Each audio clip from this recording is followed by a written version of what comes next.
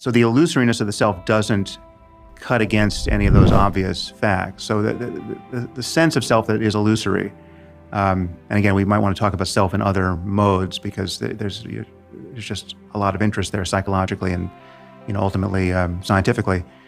The thing that doesn't exist, it certainly doesn't exist as it seems, and I would want to argue that it actually is just a proper illusion,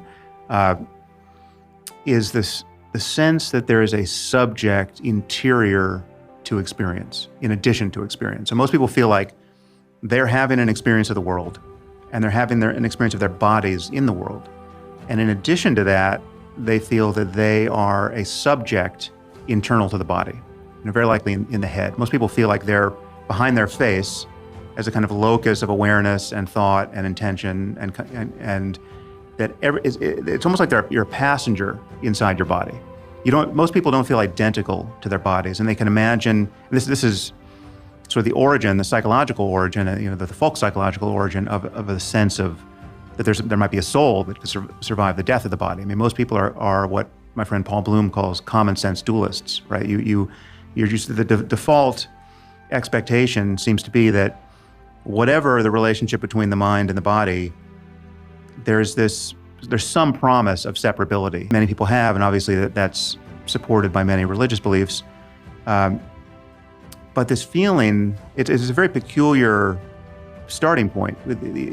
People feel that they don't feel identical to their experience, right? As a matter of experience, they feel like they're on the edge of experience, somehow appropriating it from the side. You're kind of on the edge of the world, and the world is out there. Your body is in some sense an object in the world, which it's different from the world. The boundary of your skin is still meaningful. You can sort of loosely control your body. I mean, you can control your gross, and subtle, voluntary motor movements, but you're not controlling everything your body is doing. You're not controlling your heartbeat and your hormonal secretions and all of that. And so there's a lot that's going on that is in the dark for you.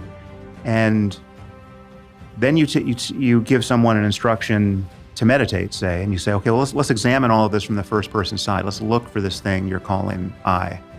And again, I is not identical to the body. People feel like their hands are out there, and if they're going to meditate, they're going to close their eyes very likely, and now they're going to pay attention to something. They're going to pay attention to the breath or to sounds, and it's from the point of view of being a locus of attention that is now aiming attention strategically at an object like the breath, that there's this dualism that is set up. And ultimately, the ultimate promise of meditation, there are really two levels at which you could be interested in meditation.